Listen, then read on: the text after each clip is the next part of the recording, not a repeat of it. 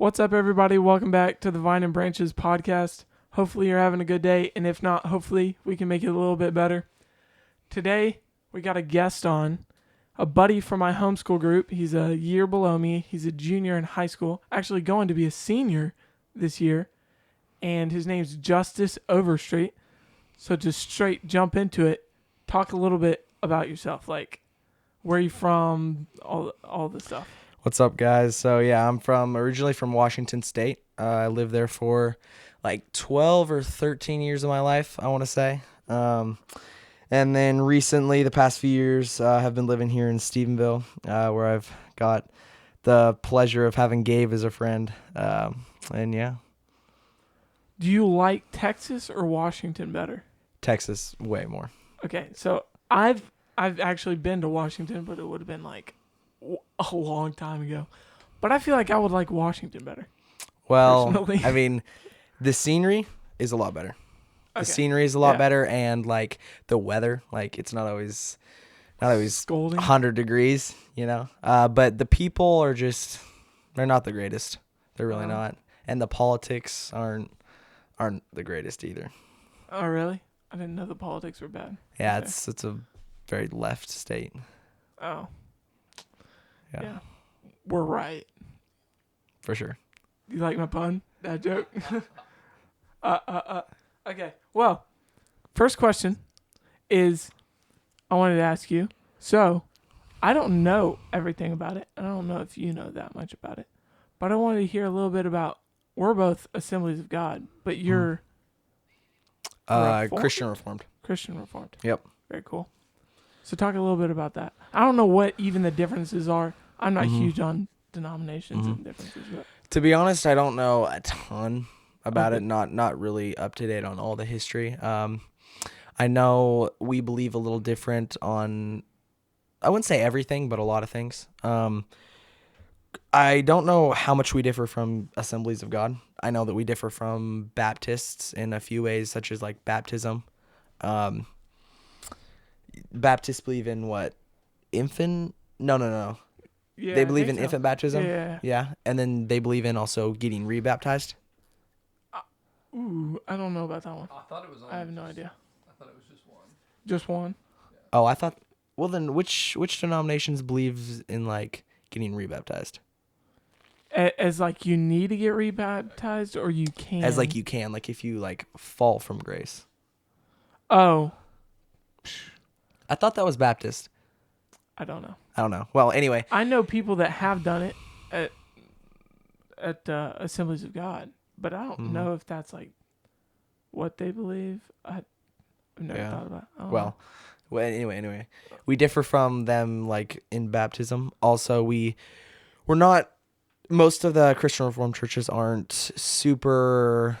I don't want to say modern because they are modern, but we like to stick to like the more traditional things like hymns, and that kind of thing. We like to keep it simple, and of course, preach. The pastor preaches, what the Bible says.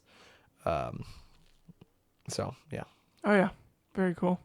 I'm not huge on, we all believe in Jesus, so we're all connected. But Yep.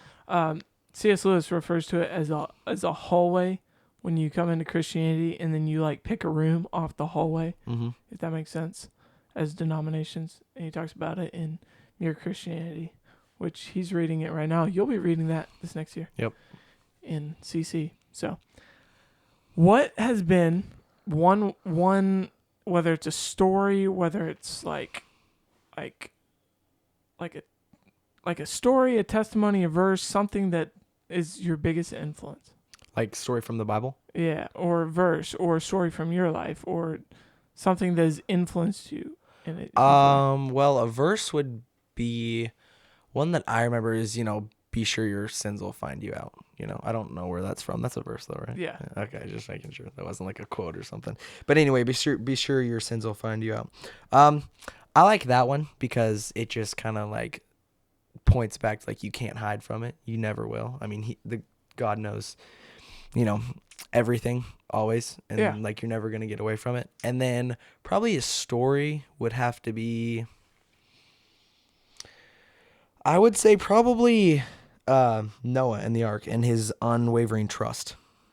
You know, That it would God happen? told him to build a boat that was, I mean, probably fathomable at the time, and Oh, yeah. he didn't question it. He was like, okay, that's what I'll do. Um, and you know, it took him, you know, a couple hundred years, but yeah, Yeah, I was about to say, not to mention it took him 20 years or something like that, and he still had trust even though there was no rain for that entire 120 years. yeah, I think it's kind of cool that those people were like kind of mocking him for it, mm-hmm. and because obviously it was a drought, so they were like, okay, it's not gonna rain, it's never gonna like work out for you, and then he's still having faith through it, and so it's kind of, me and Gabe kind of talked about this last podcast, but like God was stripping away everything to see like truly where Noah's heart was. Like there was no, pointing to hope or anything. It was just straight up like, are you gonna have faith that what I said is gonna happen? Yeah, So yeah. super cool. Another thing about that is, have y'all ever thought about back in that day how crazy that boat would have been? Like, it was so long ago. We've obviously progressed a long way since then. The amount of resources and all the stuff they had was Yeah. obviously less than today. And a one-man job. I mean, not one man because he had his sons and. But you know. still, it But was, yeah, probably the majority was him. yeah. Have kind of not off topic, but kind of. Have you guys been to the recreation of the Ark in Kentucky? I have not. Have you? Yes. Is it good? It's awesome, and it's like I want to say it's like a 1-to-1 scale. Like it is the exact replica of what the Ark would have been like, and it's pretty awesome. And once you're actually like there and like inside of it, you like really understand like how massive the boat was. Yeah, I think me and my family are planning on going in about a week or so. Oh, really? So, yeah, on a road trip. Be fun. That's what we did. We went on a road trip. Yep. That's encouraging though. Yeah. So it's super cool. Yeah, super cool. They got a lot of stuff there. Where's it located? It's in Kentucky. I don't probably it was a long time ago. Not really sure. If I had to guess, it's probably one of the bigger cities. Okay. Yeah. I'm not familiar with all of the cities there though. Isn't it in the same city that they have like the giant, like, pyramid Bass Pro Shop? Is that true? Memphis? That's in Tennessee. Oh, psych. I lied. Okay. I think. I've never been to either, so. But I've heard a lot about. I heard somebody went to both. Maybe it was. Are you talking about the Creation Museum? Because I think that's also there. Maybe not. Maybe it is, but I thought the Memphis. No, Memphis, Tennessee sounded right. Yeah. So I think you are Yeah. right on that. The pyramid. But I want to go to both of those. Those Yeah. both sound really cool. But, yeah. Dude. Where were we at, even? This story. Lost. Oh, yeah. Story. We had a verse and a story. Yeah. So, what has been... I'm going to move this up. What has been one thing or one person in your life that has influenced you the most? So, I'll give you an example. For me, like, I'm not talking like Jesus. I'm talking like somebody you know. So, for me, I would probably say my dad has been the biggest influence. But what would you say? I would definitely say my dad for sure. Not only in like biblical sense, but also in like just, common sense and, knowledge in just about everything, from, like lawn care to, how to take care of the pool, how to, walk with God, he is, definitely someone who like is very knowledgeable on the subject. He's read a lot of books, done a lot of research. So yeah. Oh, really? I didn't know your dad had written books. No, not written. I said read. Oh, My read. bad. Oh, okay. I was about No. to be like, dude, what books has he written? Yeah. I can see your dad writing books, honestly, but Maybe one day. I think he's talked about it. He had a podcast though. did he really? What's the podcast name? I have no idea. Oh, okay. He did it with one of his buddies in our basement, in Washington. He had like all this set up and. Dude, that's very cool. Really cool. Was he raised in a Christian household? Yes. His parents were both Christians. They did split up when he was I don't know, the last couple years of high school, I think. His parents? His parents split up, yeah. Okay. So yeah. Very cool. So, Christian. What about your mom? Was she raised in a Christian household? So Yes. it's like kind of like a generation thing, kind of. Right down. Yes. Yeah, for sure. How would you say that's affected? Like, would you say you would be a Christian if it wasn't in the household? Does that make sense? Like, how is it affected? Yeah. Oh, well, if my parents and my family weren't Christians, I don't want to say like their faith is my faith, because like my faith is my own. Yeah. But it probably wouldn't be like as much of like a pressing issue. Wouldn't be like as much of like something I've like thought about or focused on. And I honestly, I don't know. I don't know if I would be if my parents or my family weren't. They've definitely, led me in the right direction. And played a huge role. I agree. It's hard to say what you would be in another like situation in life because you can't really answer. I guess that like you don't know what it would be like. But the main thing is like how did they influence you? Because I would say like I don't know where I would be at without the influence. So For sure. So next question is what has been a trip or a moment in life where you saw God's love and peace and joy come in a hard time? Probably when my mom lost her kidney. That was like really abrupt. Like I didn't even know until she was like in the Metroplex on the way to the hospital. So I think that was definitely a time of, like pain, kind of like unknowing, and I guess, it all ended up well, the results were good. So I definitely feel like he played a role and had a hand in that.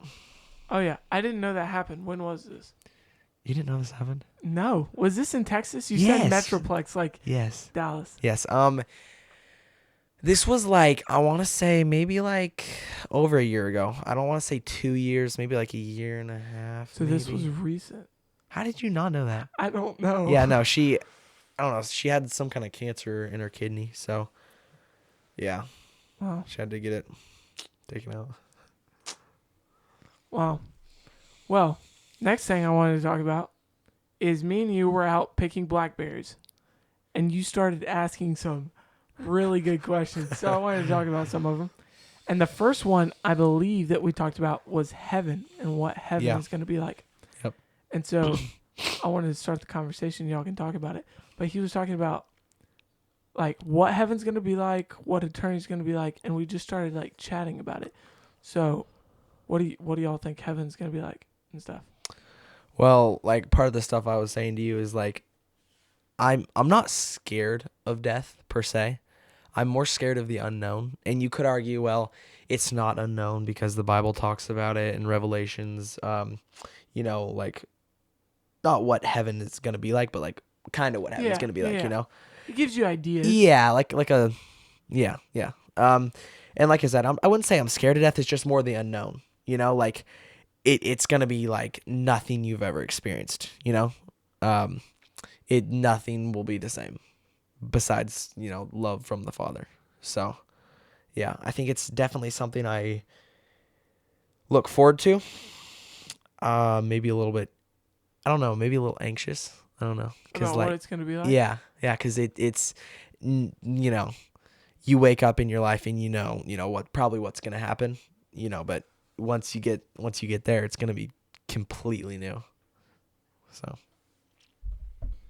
We've sort of talked about this on the podcast before, but one of the things that I think about a lot is I think of all the angels that are surrounding God and like constantly giving him praise. And I told Gabe one time that I thought about it and I was like, do they just have a crappy job or do they actually like enjoy praising him for eternity? And I was thinking about it a little bit more, and I basically came to the conclusion that God is showing them something every second that they are like seeing and it's unimaginable. Mm-hmm. And so it's like there's constantly something that is praiseworthy every second that they're seeing. Yeah. And so Yeah. they don't just have a crappy job, but it's that God is like revealing to them these things that they didn't even think was possible. Yeah. And just like kind of showing them his glory. But one of the verses that I like to hang on to in Revelation is Revelation 21:4. It says, "He will wipe away every tear from their eyes, and death shall be no more. Neither shall there be mourning, nor crying, nor pain any more, for the former things have passed away." And so when I think of heaven, I'm kind of like you in the sense of like there's an unknown and I'm not too sure what it's going to be like. Yes, Mm-hmm. we get a picture, but also Jesus talks a lot more about hell than he does heaven. Yeah. And so there's more unknown in going to heaven. All you know is that, okay, I'm going to be with Jesus eternally, and that's kind of where you want to be. Mm-hmm. But, this verse kind of just reassures my mind that, like, yes, this is the place where I want to go. No more pain, no more tears, none of this. And it's just like, I think of all the pain subconsciously that I deal with in my life of, we're going to get to see these people that we love that may have passed away. We're going to get to see these people restored in new bodies. And there's so much pain and suffering going on in the world that we witness. And in heaven, there's going to be no more of that. Mm-hmm. And so it's just really encouraging for me to kind of cling on to Yeah. that hope. I agree. Something I heard a podcast, I think, on this idea, and so I started looking into it about heaven, and I actually kind of wanted to do a sermon at some point about this, because I heard something, and it sparked a totally new idea about heaven. I can't remember if this was before or after we talked, but it was this idea. It was on Unashamed podcast with the Robertsons. Mm-hmm. I love listening to their podcast. And he said this thing where he was like, have you ever realized that maybe we got the whole idea about heaven wrong? That it's not about where you're going, but who you're going with. Yeah. And he shared how on the cross, the dude on both sides, the one dude's like, well, why don't you get down? And the other dude's like, dude, why don't you have respect? Like, he doesn't deserve to be here. And then Jesus says, you'll be with me. Today you'll be with me in paradise. And that maybe that's what heaven's all about, is that you'll be with me. Yeah. It's not about the paradise, but who you're going with. Yeah. And so I had a story that me and my dad, I was really little, and my dad goes, oh, I'm leaving in the morning to go to the church, this church up in Canadian, Texas. And so he's like, I'm just going to preach, whatever. And I was like, oh, dude, I want to go with you. I was little. I was like 7 or 8. And he was like, you don't want to go with me. He goes, you're going to ride in the car for 4 hours. We're going to get there. I'm going to preach a sermon, and you're going to be sitting in a chair doing nothing. And then we're going to get back in the car, and we're going to drive back. You don't want to go with me. It's going to be boring. It's going to be awful. You don't want to do it. And I go, no, I want to go with you. And to this day, we still go back there for memories. There's nothing in that town, but we go back there because of this story. And it was not about where we were going, but just because I wanted to go with my dad on this trip. I think that's kind of what heaven's going to be like, is that it's not about where we're going. It's about who we're going with. Not about the destination, but about the journey. Yeah. Yeah. Of getting there and being with God and stuff. But heaven is scary to me in the idea of eternity. I agree. If you sit and you think about eternity, the mind cannot, comprehend forever. Yeah. Because, your days are numbered. Your body you're in now is eventually going to pass away, and then just forever and ever you're there. You're going to be in heaven or hell. Yeah, and our mind loves to think of an end. And so to not have that is terrifying. Unfathomable. Yeah. So I agree with that sense. But I totally agree in the fact that I'm excited and nervous about eternity at the same time. Yeah. So, and then we also talked about, what else did we talk about? Once saved, always saved, I think was one of the others. So you want to talk about that? Yeah. I kind of going back to the baptism thing, some people believe that, you can get baptized, fall from faith, no longer be saved, I guess, and then get rebaptized. I personally don't believe that you can fall from faith. I think that if someone says they did fall from faith, kind of like what we talked about and how Miss Carissa, your teacher, talked about it, but if someone says like they fell from faith or lost their faith, I would say that they didn't truly have faith, that they didn't truly believe, because if they did, I believe they wouldn't have fallen from faith. They would have not fallen from faith. And I'm not gonna lie, the way you put it makes a ton more sense than I've heard anybody else say. Because I said this to him. I've talked to people about this idea, and I don't know where I stand. I've just kind of pondered on it.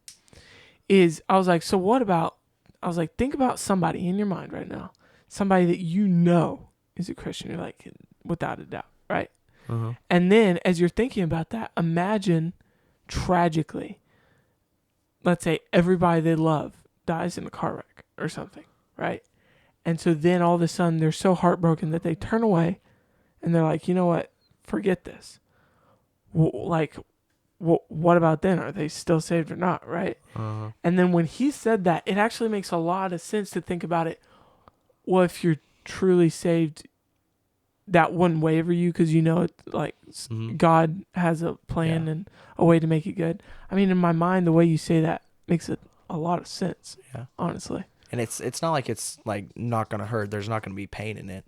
If everyone were to tragically die or something, it's gonna sting a little bit. But if you truly do have the faith, then you will still continue to believe in God.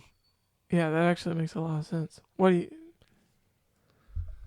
So I do have a question for you. So do you think that faith is like a one-time decision then? Like, so in the sense of like, if you decide that you have faith in God, that your faith can't really grow.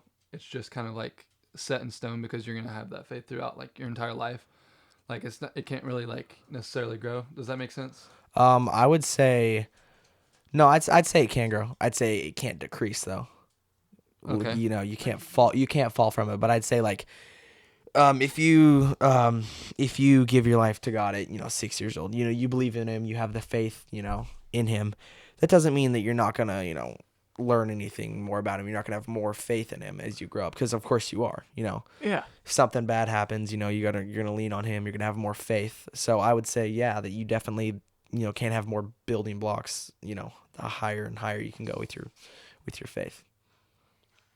So what would you say about somebody that like claims to be in the faith and then they fall away? So like, what would you classify them as? Like, I would classify them as non-believers, that they didn't truly believe. They may have said they did, but they wouldn't have fallen from faith or fallen from. If they truly believed, they wouldn't have. Yeah. They would have known the truth, I guess. Yeah. Yeah. So something interesting I heard, and I talked to you about this, is I heard a podcast by Cliff or Stuart Nietzsche, I believe it was. You told me about him.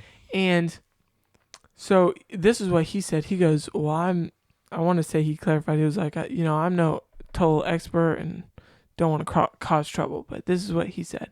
He said, have you ever thought about the fact that perhaps you're not saved when on earth you make the decision, oh, I believe in God, but you're saved when you die and Jesus says, well done, good and faithful servant. And that's when you're saved. So on this earth, perhaps you never are saved. And so you can't lose your salvation because you're saved when you enter the gates of heaven.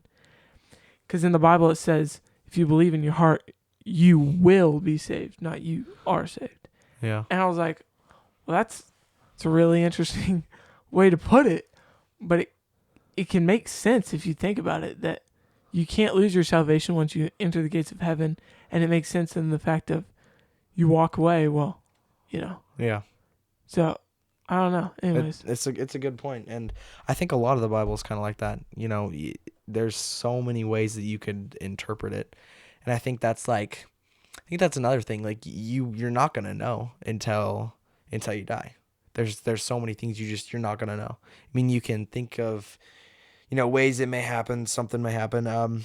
But yeah, you're just not gonna know until it does happen.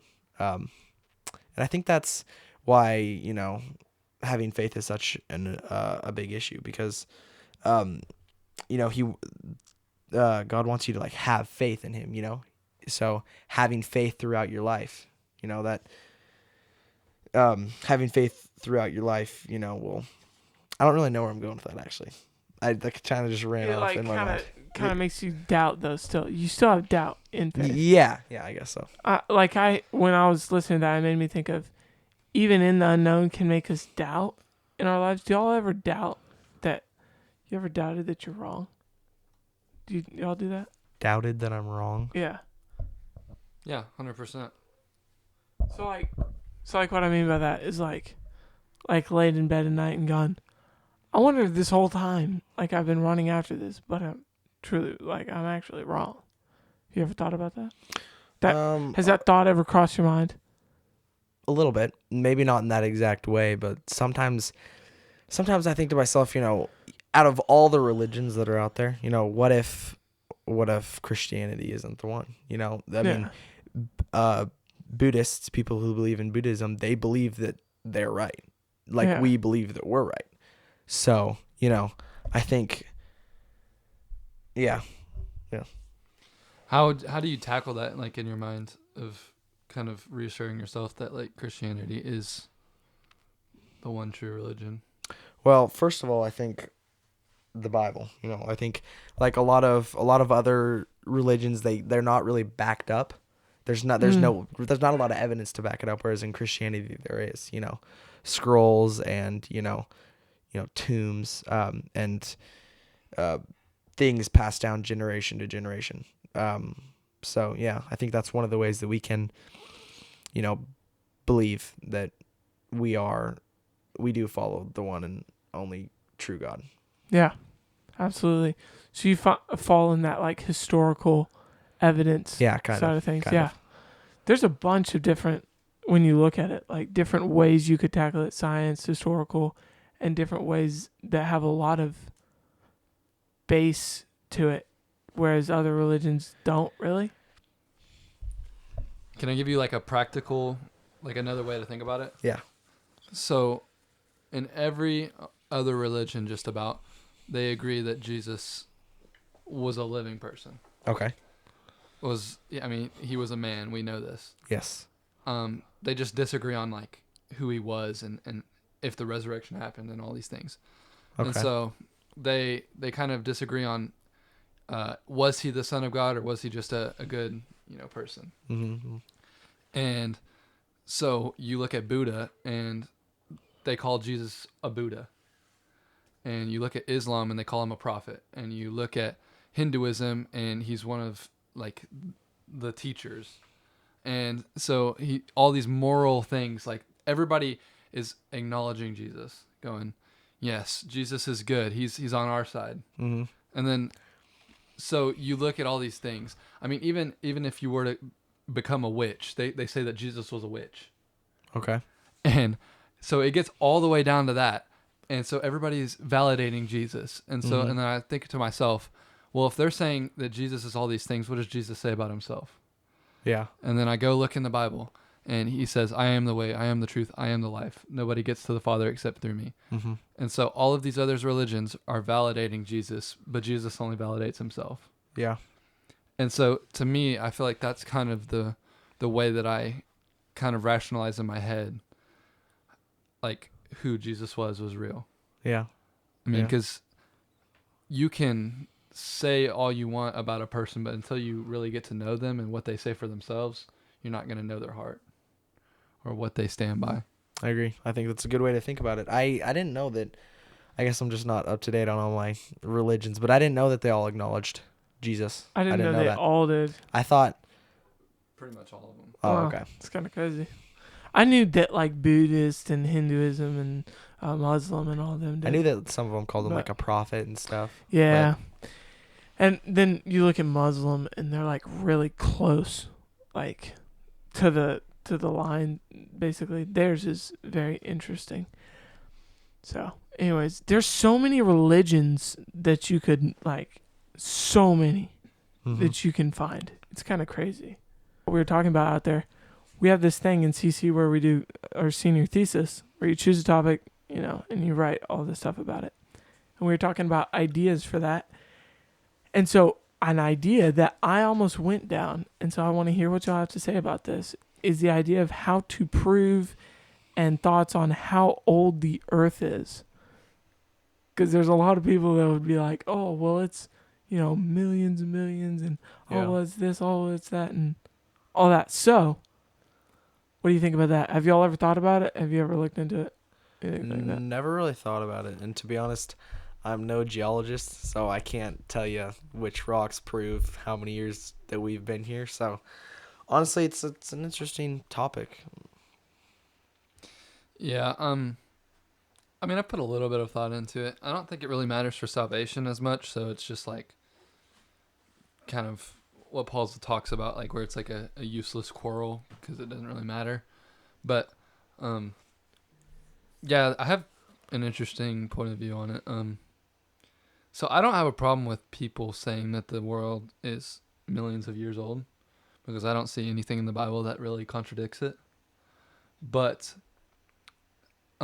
I saw that this clip, and it was kind of interesting saying how the Bible, if the world is 6,000 years old, how it would make sense for Jesus to come in like this time.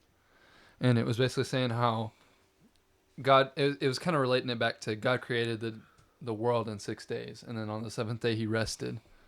And it was 6,000 years between Adam and Jesus. And then there's a 1,000 years of rest is what it's going to kind of be. And so we're kind of nearing into being on year 7,000. And then it says, or being like at 6,000 years. And so it says that there's going to be 1,000-year reign of Christ over the earth. And that would be like the 1,000 years of rest. And so you can get yourself, basically what I'm trying to say is you can get yourself in a rabbit hole going down these things.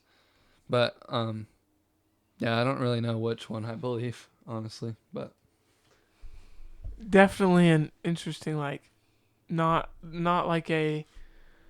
something that matters super deeply, but an interesting rabbit hole to sit and think about and dive into. But I like to think of deep topics that actually don't have much point to them. So, one day we were talking about, it was actually kind of funny. We were talking about the firmament and the galaxy in space. So, what do you, we had a buddy that thinks the earth is flat. Shout out my buddy Kanan. Kanan, if you're hearing this, get on the pod, bro. Anyways, he thinks the earth is flat. And so we were talking to another dude one time too, and he was like, yeah, how do you think we've gone to space way, back in the day and haven't gone back since? And we're like, what do you mean? Elon Musk just sent the Tesla to space. And we're talking to this dude and he goes, well, what about like, do you really think space exists? Or is the atmosphere the firmament that it talks about in the Bible? And we were like, what? And so we go down these rabbit holes of like stuff that doesn't matter, but it's kind of fun to think about. You know what I mean? Yeah. So, do you have a topic that you like find it fun to think about, but that is just like deep and has no end? Not off the top of my head. No. No, I'm not I guess I'm not as Deep deep thinker as you. I don't think about them that much, but we have talked about them a couple times. Actually, there is one thing. Okay. How far like space goes? You ever thought about that? Like, is there an end? Is there just eternity to space? I don't know. I would like to think that the firmament's out there somewhere, but technically, if you think about it, it could be so far, like forever, that our minds can't grasp it, but I have no idea. It's really a really interesting question. I mean, like, first of all, good question. Yeah. I don't know. Second of all, like, to what we know, it's like always expanding. Mm-hmm. Space is expanding, and so if there's a border or a limit to it, I mean, maybe, but at the same time, we find like all throughout the Bible that God is a God of creation. Like he loves to create things, and he's kind of an artist at heart. Mm-hmm. And so I think that space is kind of almost like a playground for him in a sense. You know, we sit here on Earth and we think like, is there extraterrestrials and are there aliens and stuff? And, you know, the Bible doesn't really talk about, is there aliens? But I mean, I don't see why there couldn't be, you know? Yeah, but I don't know. Like, it's a good question. I don't believe there's aliens personally, because when I think about it, I'm like, wait, then why did Jesus come here? But I guess if you think about it in the fact that Jesus came to die for humans and not other animals, if you think that aliens are other animals, I guess it still actually does make sense in that way, doesn't it? So, wait. I'm not necessarily saying I believe in aliens. Let me get that clear. I don't necessarily believe in aliens, but I'm saying if God wanted to create an alien on some like rogue planet, I don't see why he couldn't. Like there's nothing against it in the Bible. But I mean, I personally don't believe that there's like I guess what they would call sentient life, like with a brain. I mean, I'm sure there's like some bacteria on some weird planet, but I don't think that there's necessarily like sentient life where they actually have a brain and they're thinking and. Yeah, so if you think about it as an animal, I guess it actually does kind of make sense that it could be, and like oxygen, and because aren't there other planets with oxygen on it? Well, anyways, forget that. I don't think so because I don't think there are. Oh, okay. Well, maybe I'm just tripping, but I don't know. I don't know. Maybe I'm wrong. Well, that's enough about planets and all sorts. I wanted to ask a couple questions about number one. For me, when I got baptized, I don't remember the date, but I remember like the day, like as in like the memory of how it happened and stuff. Did your dad baptize you? No. Pastor? Cool. Okay. How long, like when was around what age were you like, oh yeah, I want to get baptized. I want to, all that. Ballpark. I want to say maybe like around the age of like 10 maybe. That sounds similar to what I was around. So, but it's weird because I got dedicated when I was an infant, which I think that's baptism or not baptism. I think that's what? Why am I blanking? It's in the Bible, but it's like no. Like what's Bryce's denomination? Baptist. I think that's what Baptists believe. Is it not? Is in dedication, right? I mean, it talks about it in the Bible too. We dedicate. It's kind of like when you dedicate. I don't know that every denomination believes in it. Yeah. But we do it. Is when you dedicate your. I think your that might child. be another difference between the CRC and the other ones. Is we don't dedicate. We just baptize. Oh, y'all don't I dedicate. think. Okay, I think. But you were dedicated. Yeah, but I was also baptized. Okay. I don't know if my parents like switched. I don't know. I have no idea. Is there a difference? I think there Well, is I think a difference. it's in a different like, not religion. It's a different what's branch? Yeah, kind of. Yeah. I don't know. But what do Catholics believe? Do they believe in? I feel like they're on the strong side of dedicating. In my mind, my parents definitely thinking. were not Catholic. Okay, well, neither were mine. At least is what I know. Anyways, dedication, baptism. So you're obviously raised in a Christian household. Yes. Decided as you walked, which is kind of what both me and Caleb were the same way, raised in a Christian household, and kind of followed as we watched our parents like, oh, this obviously has to be true, and then you kind of followed it. Piece it together. Yeah. So, anyways, last question before I want to end it with a story from you, of you telling a story. Mm-hmm. But before I do that, actually, I want to get to know a little, so people can get to know a little bit more about you. Tell a little bit about your siblings, because you have a lot of siblings. I have 4 siblings. I have an older brother who's 8 years older than me. I have an older sister who's 7 years older than me, and then I have a twin who's, of course, the same age. And then I have a little sister. My older brother and older sister don't live in the same house as me anymore. They moved out. My older brother is married, has a wife and a kid. My nephew's pretty cool dude. He's really cool. Yeah, and then it's just the three of us, me, my twin, and my little sister that live at home still. So. Oh yeah, his nephew. He gets his nephew on the mic when we're playing Fortnite or whatever. Yeah. And has him talk to us. It's pretty funny. He always talks to Bryce. He's always like, "Hi, Bryce." Yeah, It's pretty funny. Sometimes, like his dad has an Xbox and his dad has a headset. So his mom took a video of him. He put it on his dad's headset at his own house. And was like, "Bryce, where are you, Bryce? I want to talk to Bryce. Bryce not talking to me." Oh, dude. Doesn't understand the whole Xbox got to be turned on. Oh yeah. Thing. So family. Would you say? I don't know how extended family works for you, but would you say y'all have a lot of close family, a lot of connection? Yeah, good question. Kind of varies from side to side. I mean, not all families are perfect. Yeah, obviously. There's always going to be an issue somewhere. But for the most part, we're all pretty connected. Would you say that? How would you say that shows you a way to connect with the Bible and the way the Bible talks about family and friends and building one another on and stuff? How would your family play a role in that? Does that make sense? Does that make any sense whatsoever? Can you rephrase the question? You made that sound so much like a debate. Can you rephrase the question, or like a spelling bee?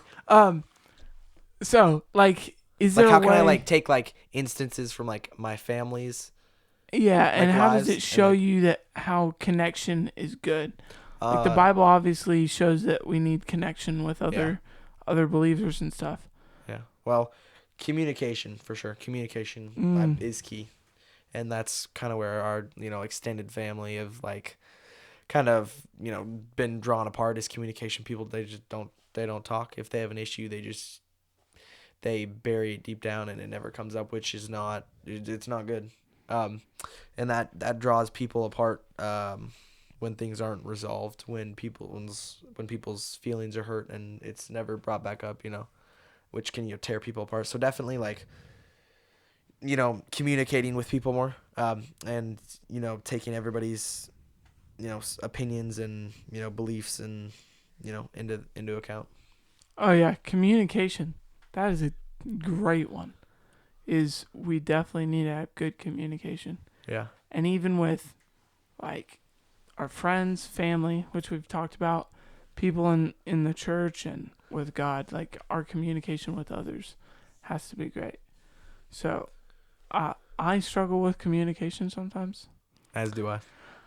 Sometimes, me personally, sometimes I just want people to read my mind.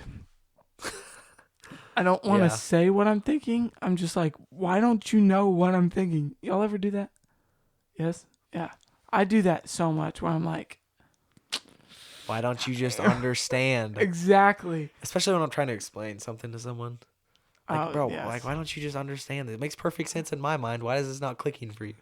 Yes. That's a problem probably I need to work on. For sure. It's communication.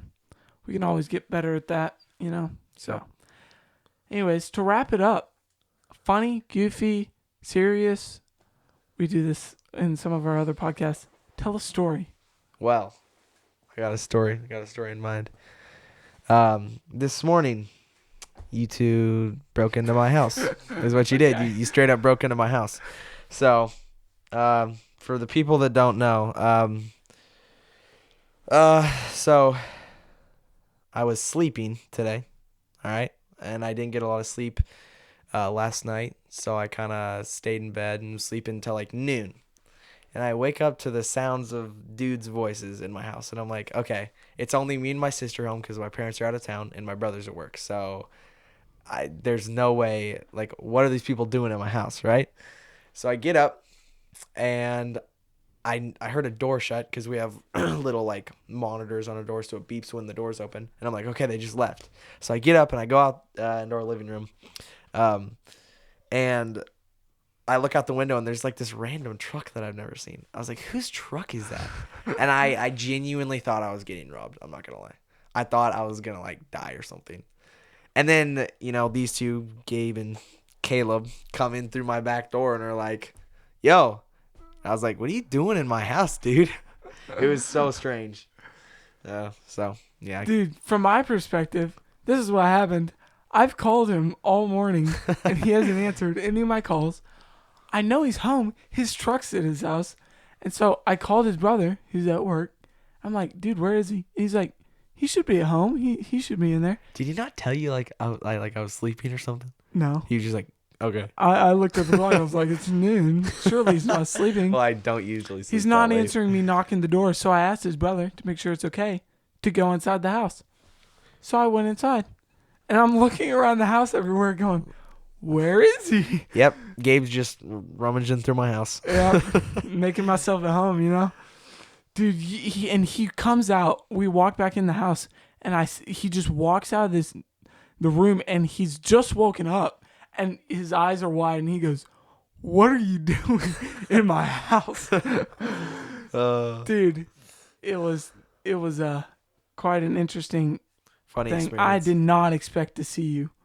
I did not. After walking through the house, I was like, he's not here. I don't know where he is. Well, I was surprised to see Caleb. I was like, what's Caleb doing in my house? Your brother was like, well, maybe, my older sister or brother came and picked him up to do something. So I totally thought you were gone. I didn't think you were home. Nope, I'm just sleeping. No. We all need our beauty sleep, That's real. Yeah.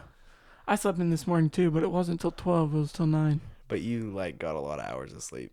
I only got 2. That's true. You were up way too late, bro. I know. Way too late.